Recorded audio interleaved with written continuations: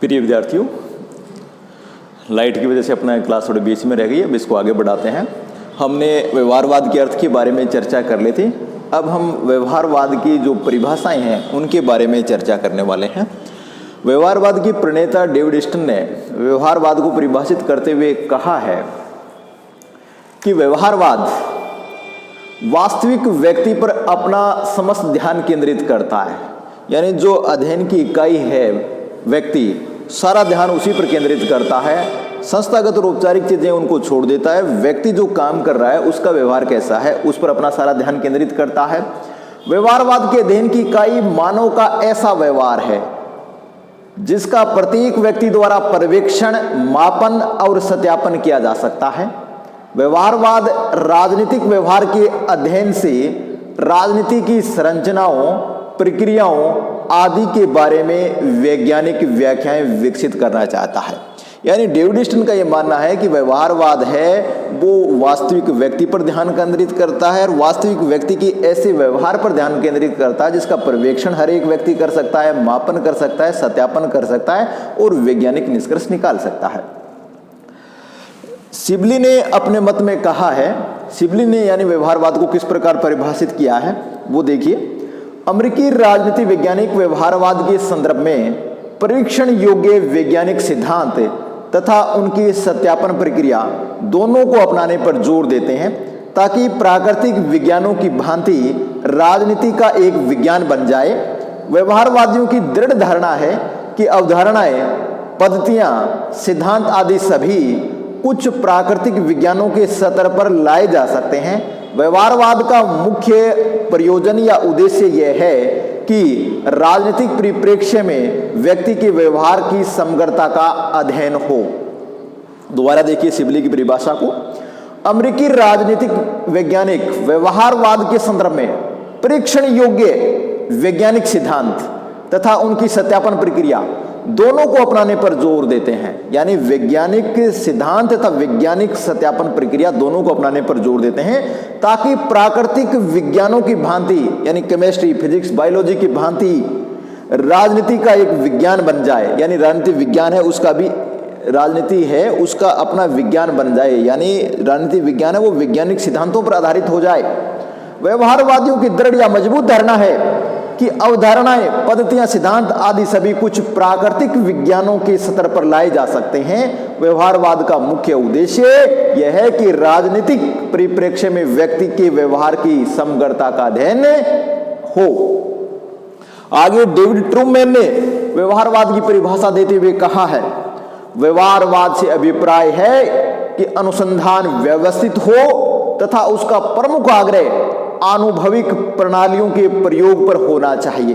पुनः देखिए David Trueman के अनुसार व्यवहारवाद से अभिप्राय या अर्थ है कि अनुसंधान यानी शोध व्यवस्थित हो, क्रमबद्ध हो तथा उसका प्रमुख आग्रह या निवेदन है आनुभविक प्रणालियां, अनुभव आधारित व्यवस्थाओं के प्रयोग पर होना चाहिए।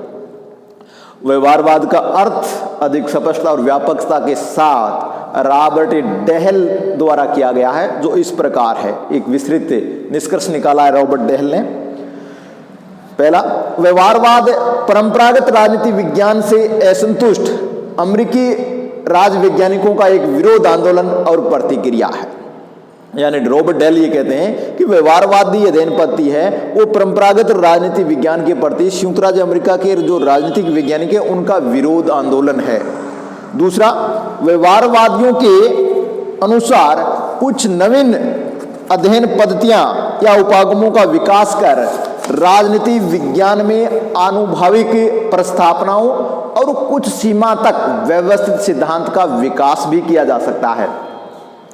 तीसरा, व्यवहारवाद एक ऐसा आंदोलन है जिसका उद्देश्य राजनीतिक अध्ययन को आधुनिक मनोविज्ञान, समाजशास्त्र और अर्थशास्त्र में विकसित सिद्धांतों, पद्धतियों, खोजों और दृष्टिकोणों के निकट संपर्क में लाना है।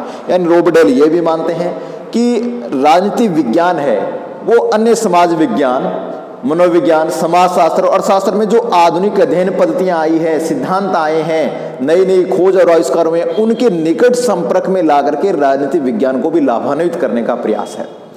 व्यवहारवाद राजनीति विज्ञान के अनुभविक तथ्यों को अधिक वैज्ञानिकता प्रदान करने का प्रयास है। व्यवहारवाद का उद्देश्य प्रशासन संबंधी सभी घटनाओं को मनुष्य के कैसे व्यवहार के रूप में प्रस्तुत करना है जिसका पर्यवेक्षण कर लिया गया हो या जिसका पर्यवेक्षण किया जा सकता हो। व्यवहारवाद विषय के अनुभविक तत्वों को अधिक वैज्ञानिक बनाने का प्रयत्न है। यानी ये व्यवहारवाद की परिभाषाएं David Easton, Sibley, David Truman और रॉबर्ट डेहल के अनुसार थी। अगर निष्कर्ष रूप में हम कहें, सारांश रूप में कहें, तो व्यवहारवाद का लक्ष्य है विश्लेषण की नई इकाइयों, नई पद्धतियों, नई तकनीकों, नए तथ्यों और एक व्यवस्थित सिद्धांत के विकास को प्राप्त करना है। व्यवहारवाद की आधारभूत मान्यता यह है कि प्राकृतिक विज्ञानों और समाज विज्ञानों के बीच में एक गुणात्मक निरंतरता होनी चाहिए। तो ये तो था व्यवहारवाद का अर्थ है और विभिन्न विद्वानों के अनुसार व्यवहारवाद की परिभाषाएं। अब हम चर्चा करने वाले हैं व्यवहारवाद के उदय के क्या क्या कारण थे, व्यवहारवाद का उदय क्यों हुआ, व्यवहारवाद के उदय के लिए कौन से तत्व या कारक जिम्मेदार हैं। पहला तर्क ये दिया जाता है कि परंपरागत अध्ययन पद्धतियों के प्रति असंतोष। हमने पहले भी चर्चा कर ली थी कि संयुक्त राज्य अमेरिका के राज्य वैज्ञानिक थे। उन्होंने ये कहा कि विश्व के सामने प्रथम विश्व युद्ध, द्वितीय विश्व युद्ध जो जैसी दो बड़ी घटनाएं हुई है, उनके बारे में परंपरागत राजनीतिक विज्ञान के जो राज्य वैज्ञानिक थे उन्होंने कोई चेतावनी पूर्व में जारी नहीं की और मानवता को इस संकट से बचाने की कोई प्रयास नहीं किया। राजनीतिक विज्ञान ने अपना दायित्व नहीं निभाया। इसलिए हमें राजनीतिक विज्ञान को मानवता की आवश्यकता के अनुसार आधुनिक बनाना पड़ेगा। उसके निष्कर्ष वैज्ञानिक होने चाहिए ताकि भविष्यवाणी की जा सके और ऐसे संकटों से बचा जा सके। जो परंपरागत अध्ययन पद्धतियां थी, संस्थागत, औपचारिक, उनके स्थान पर हमें राजनीतिक विज्ञान को अनुभविक बनाना है, क्रियात्मक बनाना है और मानव व्यवहार, मनुष्य जो राजनीतिक संस्थाओं में काम करता है उसके वास्तविक राजनीतिक व्यवहार का अध्ययन करना है।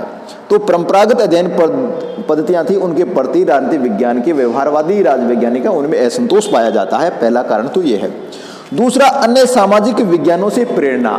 राजनीतिक विज्ञान के अलावा अन्य जो सामाजिक विज्ञान थे, मनोविज्ञान था, समाजशास्त्र था, अर्थशास्त्र था, उनमें बहुत सारे नए नए तौर तरीके, अध्ययन पद्धतियां शोध हो रहे थे और निष्कर्ष निकल रहे थे। उनका प्रभाव भी राजनीतिक विज्ञान पर पड़ा और व्यवहारवाद उन्हीं से राजनीतिक विज्ञान में आया और राजनीतिक विज्ञान को आधुनिक बनाने के लिए प्रेरित किया। तीसरा, द्वितीय विश्व युद्ध का प्रभाव। द्वितीय विश्व युद्ध की जो घटनाएं हम पहले चर्चा कर चुके हैं, उन घटनाओं ने भी राजनीतिक वैज्ञानिकों को सोचने को यह मजबूर किया कि जब तक हम इन राजनीतिक संस्थाओं में बैठे व्यक्तियों के राजनीतिक व्यवहार को नहीं समझेंगे तब तक इस प्रकार के संकट, द्वितीय विश्व युद्ध जैसे संकट मानवता के सामने बार बार आएंगे। अगर इनको टालना है तो हमें इन संस्थाओं में काम करने वाले व्यक्तियों के व्यवहार को समझना होगा और उनका वैज्ञानिक निष्कर्ष निकालना होगा, वैज्ञानिक सिद्धांत देना होगा ताकि इन संकटों से बचा जा सके। तीसरा, नई नई अध्ययन पद्धतियों का प्रयोग, नई नई अनुभवात्मक अध्ययन पद्धतियां आई, उनका प्रयोग राजनीतिक विज्ञान में प्रारंभ हो गया और राजनीतिक विज्ञान में व्यवहारवादी दृष्टिकोण का उदय हुआ और व्यवहारवाद का विकास। और 1945 के बाद निरंतर व्यवहारवाद अपने आप को स्थापित करने के लिए प्रयासरत रहा और राजनीतिक विज्ञान को उस मोड़ पे ले आया जिसे हम ये कह सकते हैं कि वो राजनीतिक विज्ञान को आधुनिक बनाने की ओर अग्रसर कर दिया। तो आज की इस कक्षा में हमने ये जाना कि राजनीतिक विज्ञान के में व्यवहारवादी अध्ययन पद्धति का अर्थ क्या है, व्यवहारवादी अध्ययन पद्धति को लेकर के विभिन्न विद्वानों ईस्टन, सिबली, ट्रूमैन, रॉबर्ट डेहल ने क्या क्या परिभाषाएं दी है और व्यवहारवाद के उदय के जो प्रमुख कारण हैं, परंपरागत अध्ययन पद्धतियों के प्रति असंतोष, अन्य सामाजिक विज्ञानों से प्रेरणा, द्वितीय विश्व युद्ध का प्रभाव और नई नई अध्ययन पद्धतियों का प्रयोग और व्यवहारवाद का विकास, इनके बारे में जाना। अगली कक्षा में नए टॉपिक पे चर्चा करेंगे। धन्यवाद।